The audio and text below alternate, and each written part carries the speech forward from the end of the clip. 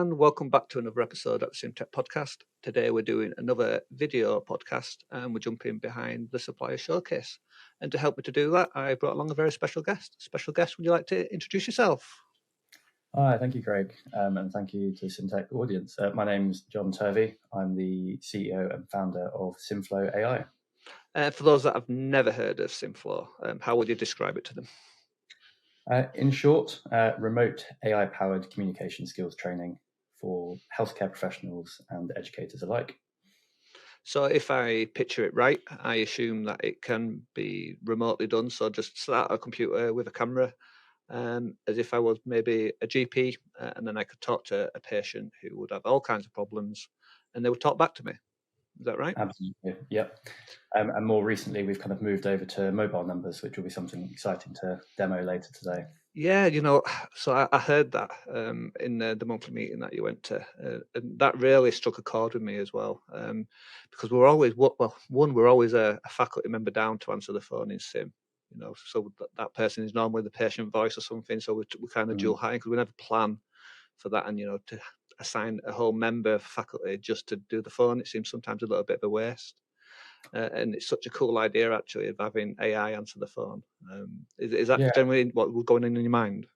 Essentially, yeah. And it kind of we're doing some kind of more academic research with some GPs at the moment, and they're looking at this kind of human-computer interface and how that affects the cognitive overload of interacting with computers and kind of augmented reality like this. And you find when you're on the phone, you just fall into autopilot a bit more. You automatically find it more realistic. So you kind of, it's really useful stuff. Jon, before we go too far, I want to know a little bit more about you. You're a doctor as well as the CEO of Simflow? Yeah, that's correct. Yeah, so I'm a psychiatry doctor by background, trained in the UK across Warwick University and Bristol University. Kind of did my training in the Midlands in Leicester, and then am now down in the southwest in lovely Devon. So nice by the coast. Yeah, and where did the idea come from? Was it where was your eureka moment? Yeah, so we're probably looking closer to 3 years ago now. I was working on psychiatric inpatient wards, was receiving my own training, kind of going through that process, but also kind of training some of the nurses, HCAs, more junior doctors coming through. And the limiting factor we always found was we were awful actors to try and mimic those kind of challenging conversations. But then we'd also maybe have medical students, much more junior staff, and putting them into delicate scenarios with these patients who would be admitted to hospital for the risks themselves around suicide, eating disorders, psychotic. It could be very dangerous to kind of interact with at times. And there was a lot of this apprehension to ever go and engage with our patients for fear of saying the wrong thing and kind of inflaming the situation. And so we started just trying to address that problem. How can we scale up the ability to gather communication skills training in that environment? And I think if I think back 3 years ago, we were just building kind of very basic chatbots. Kind of imagine the support widgets you would find on a utilities company, where we could kind of just type in, practice these conversations. And we fast forward kind of 2 or 3 years, and we've now got these kind of real-time speech-to-speech models. We've completely kind of moved on. We're still working within psychiatry and mental health, but lots of other spaces now throughout healthcare and within the kind of school education system more recently. Yeah, I mean, do you have a team behind you, or is it all you? Are you the brains and the brawn? I'd like to think so, but no, I can't claim credit for that. We're a very small and lean team, probably kind of 3, maybe 4, if you kind of include kind of some less than full-time hours, a mix between kind of developers and clinical like myself. I'm probably technical enough just to be dangerous, but kind of do have to hand that over to some other people at times. All right, well, I think we've heard enough. Are you ready to show us what you're made of? Yeah, absolutely. Great. So we're going to do a quick walkthrough of the Simflow.ai platform. We're going to log in with our kind of user dashboard here. And initially, we're brought through to what we would call the tutor admin dashboard, which means we're greeted with these kind of green, orange, and dark blue tiles where we can manage our students, our trainees, put them into cohorts, which would be maybe your year groups or your classes, as well as kind of add additional tutors to the platform. So we're talking our clinical teaching fellows, our SimTechs, people that may be doing more remote teaching rather than in your central base. When you jump into the Student Hub, that's where you can look at your trainees and your students' past assessments, and we'll go through one of those scenarios today. And then you can look at the audio playback, as well as the assessment reports. Simflow operates on a credit-based system, so no kind of overall licenses, but 1 credit equals 1 simulation. So universities, NHS trusts, customers purchase a set number of credits for their institution, and then they can divvy out those credits to their students and trainees accordingly, so that those students don't kind of race through that overall license. If we jump into the library now, initially I'm greeted by a collection of all the libraries that I have assigned to this account, and we can click here and we'll see a vast array of them, ranging from psychiatry, where we said we initially started, to medicine, dentistry, surgery, pharmacy, and then you can see some of the more recent projects we're working on within the secondary school education system, NHS leadership, and even policing and our allied health professionals. So lots of different spaces that we're moving into at the moment. If we jump initially into the psychiatry library, we're then broken down by a variety of different filters that we can navigate through. And these are all the kind of Royal College subspecialties within psychiatry. Conditions, and then various tasks. We can see we're met with kind of photos of every patient that we can talk to, as well as the corresponding vignette. If we jump in and speak to Vincent today. So we're initially greeted with some pre-reading that will be very specific to that scenario, prompting the user or the trainee to think about what types of questions do they want to be asking in this scenario, so kind of setting the scene. Pre-brief questions, really good reflective practice before any simulation, is to try and think, what did I learn from the pre-reading? What do I feel confident in, and what do I want to develop? It's worth noting the answers that your user puts into these boxes. Firstly, you can see that as your tutor later on, but also they're taken into account in the AI assessment report later on. So if I say, I don't feel very confident in taking a risk assessment from Vincent, but actually I do really well in that, the report will make some kind of comment on that kind of contradiction or difference. So we're reminded of the scenario. Vincent, 27-year-old gentleman, his nurse in the community is a bit concerned, and he's on a depot, so that's a regular monthly antipsychotic that's injected. And our aim is to take a risk assessment and a mental state examination. You can see we're here greeted with 2 different simulation modes. So real time is what we're going to do today, and that's our flagship kind of free-flowing conversational model. SimVoice, more legacy, but we kind of still provide access to it. And that's essentially turn-based conversation. So imagine holding down the space bar, talk, let go, and then wait for a response from your AI character. We find that's maybe more useful for the kind of first or second year students on a variety of courses where you really want to slow the conversation down. People maybe do it in groups, they take turns, they have a conversation in between inputting to the patient. They can decide what they want to say. You want to ask about the chest pain, but you want to ask about his social history, and you can have a conversation before you kind of input that. And we also have the ability to kind of type if you're in a really noisy environment. So let's begin. Ugh, another so-called professional that's going to lock me up. What do you want? Hi, Vincent. My name's Dr. Turvey. I'm the psychiatry doctor in the clinic today. Thank you for coming in. I was a bit concerned that your nurse had some worries in the community. I was wondering whether you could share any of your insight to that. What's she been saying about me? Lying again, is it? I know you lot are all talking behind my back. I don't trust any of you. You just want to fill me up with drugs and get rid of me. Why should I tell you anything? Okay, so I can appreciate that you might be a bit apprehensive to share the information. Would it be useful if I shared what I understand so far and what your nurse has shared with me? Go on then, but you better not twist nothing, yeah? I'll know if you're lying. I hear everything. Don't try anything funny. Okay, so my understanding is that you're on a monthly depot for your antipsychotic, and unfortunately you just haven't been able to attend the last couple of appointments. And then therefore your nurse was a bit worried about some of your behaviours. Maybe you're a bit more anxious or distressed at the moment. Does that align with your picture? Of course I missed them. You try coming out when people are watching you, waiting outside my flat, ready to jump me. You think I feel safe? I don't. People are plotting right now. And you wonder why I can't come for your bloody injection. You lot don't listen.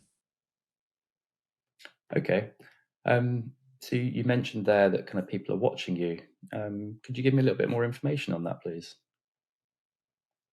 They're everywhere, outside in the walls, listening through the plugs. My neighbor's in charge of it. I see him watching me, talking about me. I can hear him, even when I shut the windows. Don't act surprised. You know what they're like. You probably work with him, don't you? We'll take a pause there. And all of the audience can kind of critique my kind of psychiatric assessment there. I'll highlight a few things initially. So we've got a voice that's kind of very emotive, matching of his nationality and age and gender, as well as his language ability.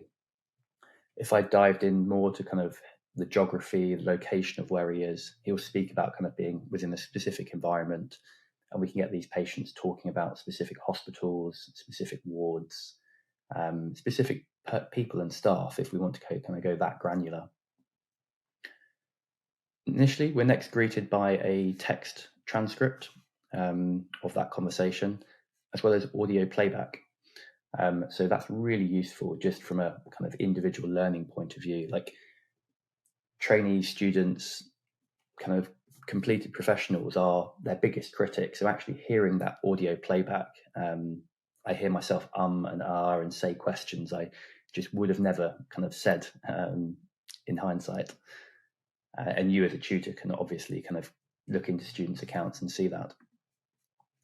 Post-brief questions, really valuable for that kind of closed loop reflective practice. And it indicates to staff that are monitoring the accounts how kind of insightful that trainee is. We've then had an assessment report generated. It takes a few seconds, and this is very specific to the rubric and scenario of this conversation. Obviously, we failed. We haven't done very well here, and we didn't really achieve any of the kind of tasks that were set for this demonstration. But we can see we get an initial kind of broad, personalized paragraph as to how we performed, and then we look more at specific subdomains. We tend to have 6 under information gathering and a further 6 under communication skills. And we can see within each of these domains, we're putting through quotes of things we've said, and then suggestions as to how that could have been said better. And then we can download a PDF report, which is really useful for ongoing CPD or portfolio kind of evidence. And we find kind of a lot of kind of people that have portfolios for relevant training purposes find this aspect really useful.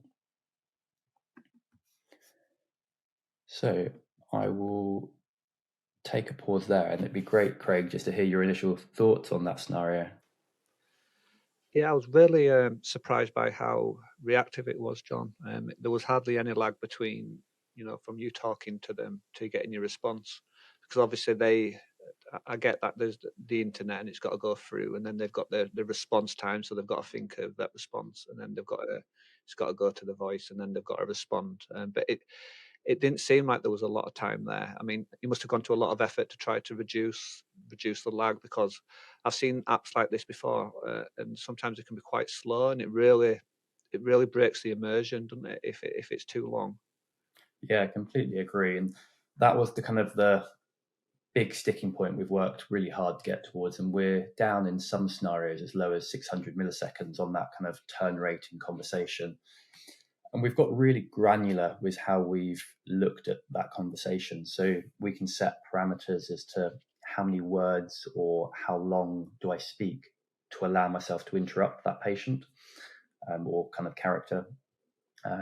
So actually, if you've got someone that's got a lot of pressure of speech and is going to be quite interruptible with regards to their personality, we can extend that. And if I talk, they're going to keep talking. Whereas maybe more anxious, nervous character, the moment I just or ah, they would stop. And so we can kind of get really kind of detailed with those aspects like that. Yeah. Does it work well on poor performing computers? For instance, the NHS are not renowned for having powerful computers. Does that matter? Yeah. Tell me about that. It does work. Yes, we still occasionally do run into issues when you're out some in the much more rural kind of NHS locations and the Wi-Fi isn't kind of up to par. We find that's why we've moved over to kind of a mobile responsive version, so people still have that kind of opportunity to lean to that. As well as now, when we spoke about this earlier, the ability to have mobile numbers.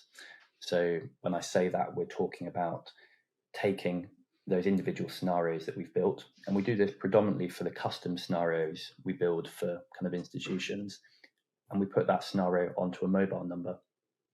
So we can practice our telephone triage scenarios,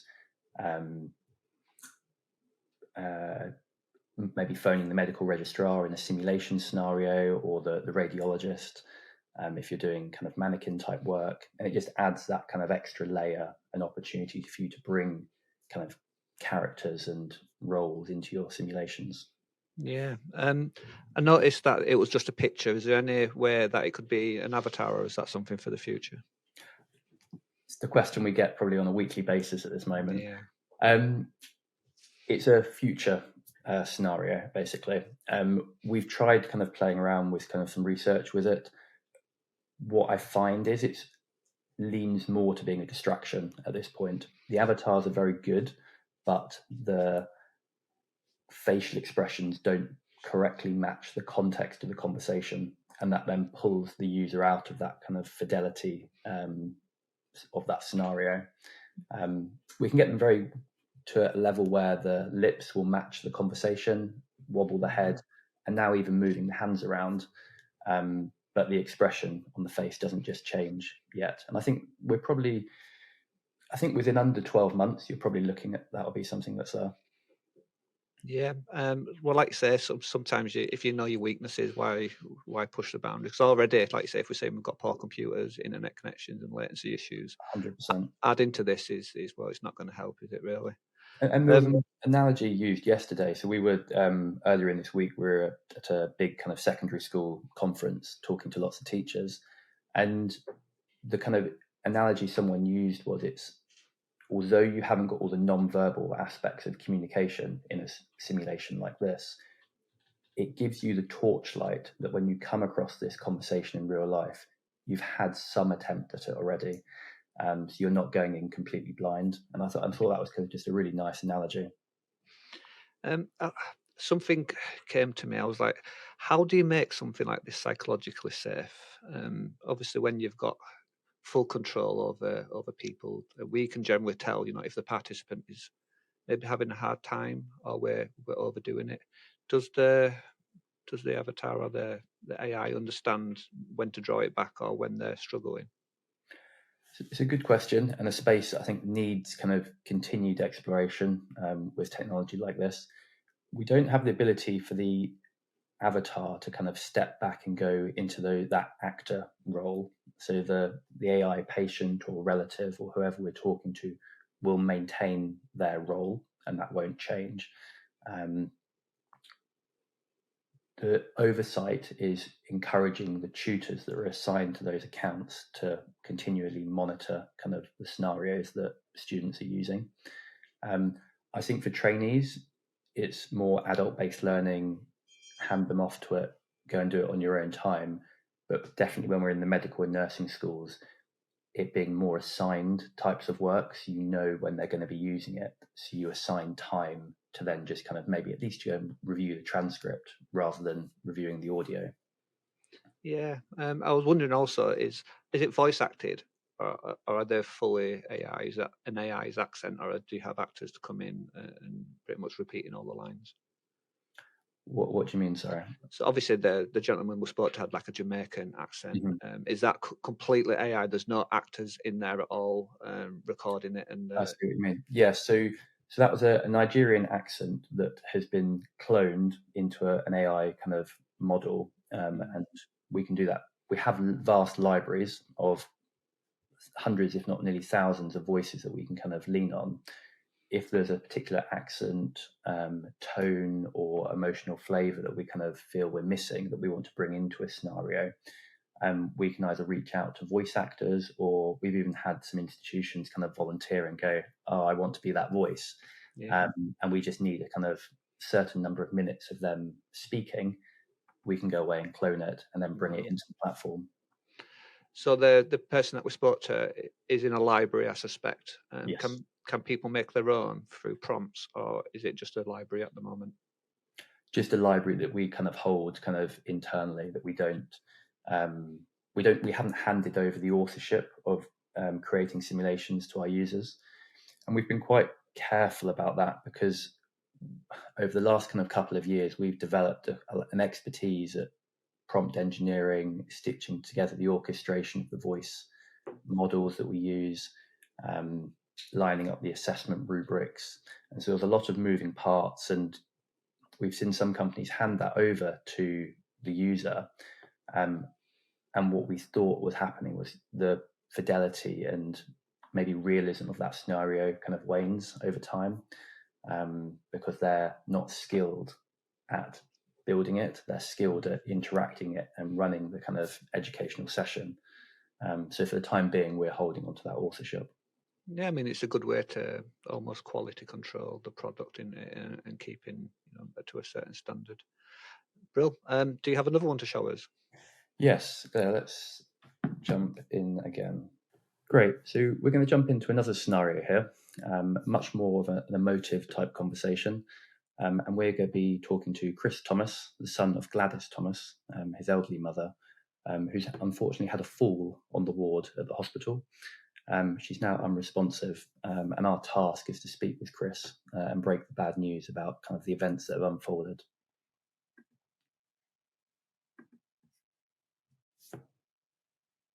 Hi. Let's skip the formalities. Have you got some news about my mum? I'm really anxious to hear how she's doing. Hi, Chris. So my name's John. I'm the medical SHO on the ward tonight. Thank you for coming in. I know it's so late, and I have got some news about your mum. Could I just check, what is it you know that's happened so far?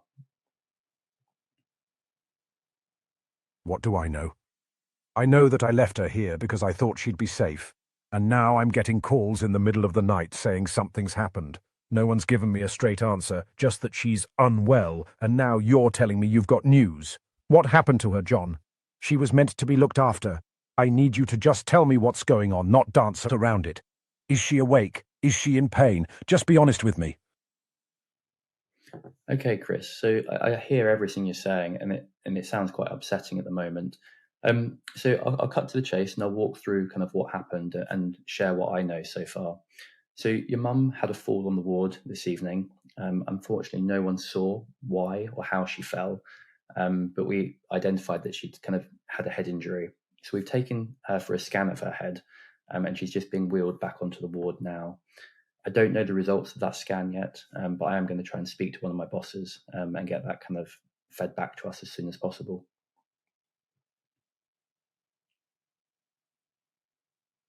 A fall? Are you serious? How does an 82-year-old woman with dementia just end up on the floor in a hospital? What were you all doing? She can barely walk on her own. I trusted you lot to keep her safe, and now she's got a head injury. And you're telling me you don't even know what happened? No one was watching her.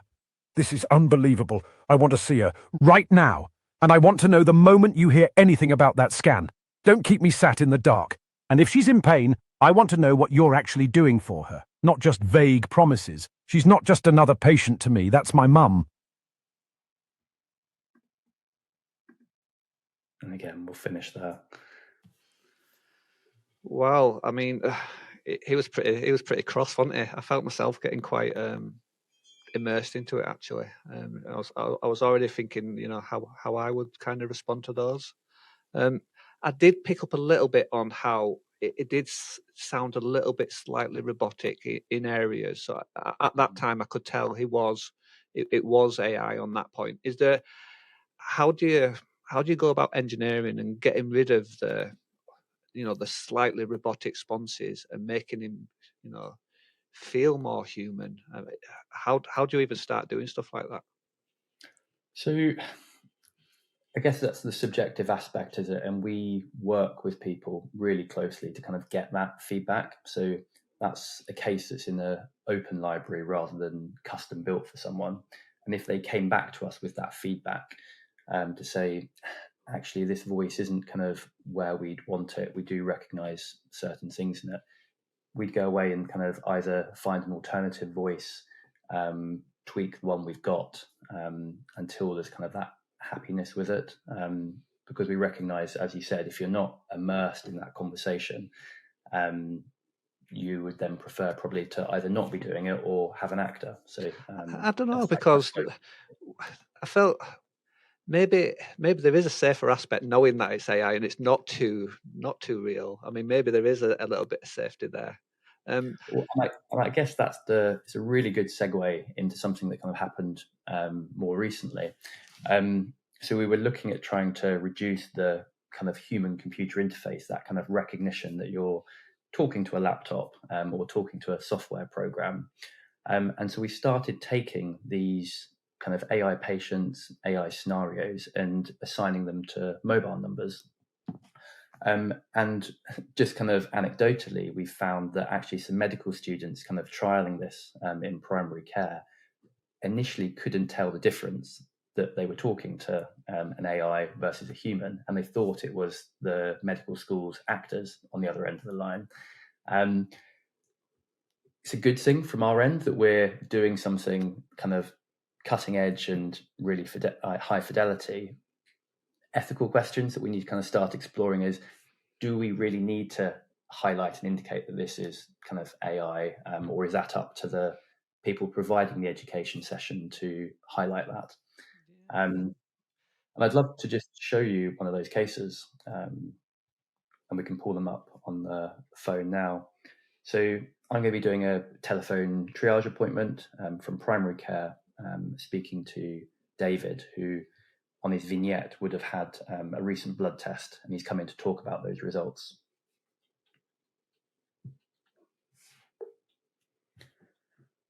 Hi, David. My name's John. I'm the GP in the practice. Thanks for calling in. No problem, Dr. John. I figured it was about my blood results. I saw Gary a few weeks back and he mentioned the numbers were going up. I imagine you're thinking about changing something with my meds or something like that. Yeah, so that's right, David. So I'll just kind of highlight the results that we've got back. So it was around your diabetes, and we were looking at the HbA1c, and it's come back quite raised. Does that come as a shock to you or a surprise? Not really a shock, if I'm honest. I sort of expected it. I asked at reception about the results, and I had the feeling the sugars would be up. My job's been hectic, and I know my eating and tablets haven't been perfect. Is there a number that it's supposed to be, or is mine really out of range? Take a pause there. Yeah, I mean that I think it even works better on the phone, a little bit, because the audio quality is not brilliant on there. I could barely tell that was AI at all. You expect it to be slightly crackly. You expect, you almost, when you speak on the phone, you talk in a slightly more turn-based. You don't talk over each other as much. Yeah, because there is a communication barrier there, which works really well for it. Yeah, I was surprised at how clear was that. Do you always have to ring them, or can they ring you?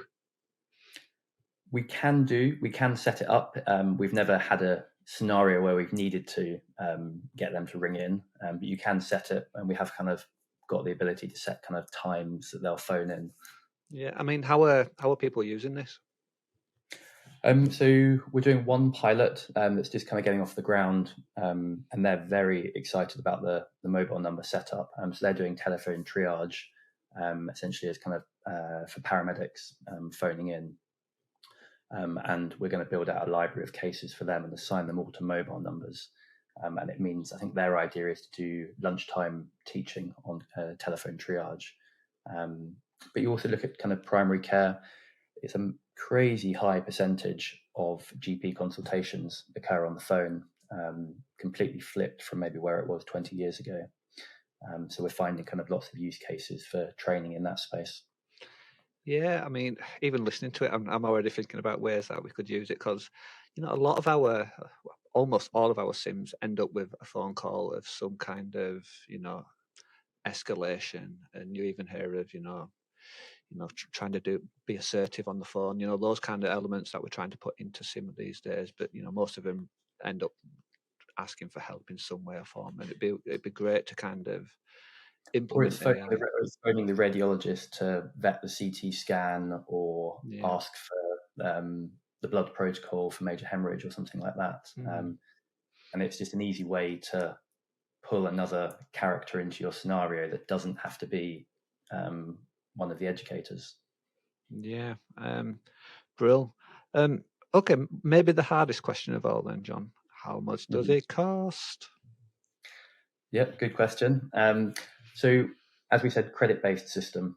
So 1 credit equals 1 simulation. We operate initially on £5 per credit for the first £5,000. Then we quickly, once you go over that, drop down to £2 per credit, and we just go up on tiers from there. So you can do your math. There's no overall license for purchasing this. We just go straight in at credit usage. Within each of those tiers, you get a very generous number of custom simulations that we'll build for you. So people kind of share the cases that they've already got, and sometimes they just want an AI replicated library, or they want to start kind of building new characters that they maybe haven't had access to. That's your pediatric cases, your very elderly, learning disabilities. So you can kind of broaden the scope of what you can do. Are you just healthcare, or could this be calls to? Are you branching out to anywhere else? Yeah, so we've kind of, I guess, cut our teeth for the last kind of year or so within healthcare, but we're now doing small pilots. We've had people come to us for police training, allied health professionals. We just got back earlier this week from a multi-academy trust conference. So that's these big collections of secondary schools for teacher training, thinking all the mental health conversations that they have to have, the behavior, the parents, the line management conversations. So we've even had actually a pilot that I think will be off the ground later this year with the armed forces for kind of some of their communication skills training. I think our skill and focus is going to be actually just try and narrow ourselves down and not get too distracted by all the kind of really fascinating use cases. But I think it just highlights actually where you can take tools like this that predominantly maybe haven't had simulation so embedded in them. And that was what we were seeing in some of the conversations with the schools more recently, is they don't have the simulation labs like we have in healthcare, but the communication skills and conversations they have are so pivotal and have such kind of meaningful outcomes. Wow. Maybe we'll see an AI podcaster at some point now. Do you offer any kind of demos or trials for anyone who's maybe interested in having a little pick me up before we buy anything?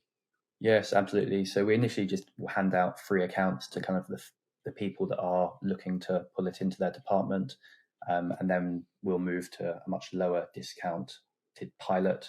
It's useful just to have a little bit of money kind of put down into that, so there's that drive to use the product that's kind of been received.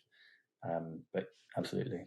And if people want to hear more about you, John, how can they get in touch or find the product? They can find us at Simflow.ai. It's our website. We're on LinkedIn, YouTube, and you can also find myself on LinkedIn.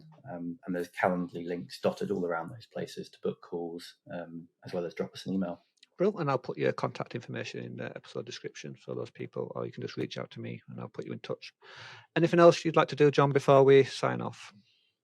No, I'm very happy. Just kind of thank you very much for the time. No, Jon, it's been brilliant. Really interested in getting myself a little trial, actually. I'd love to have a little go and see how we can use it, because I see some imaginative ways that we can implement this into Sim. All right, Jon, well, thank you very much for coming today. It's been great chatting to you and seeing your product.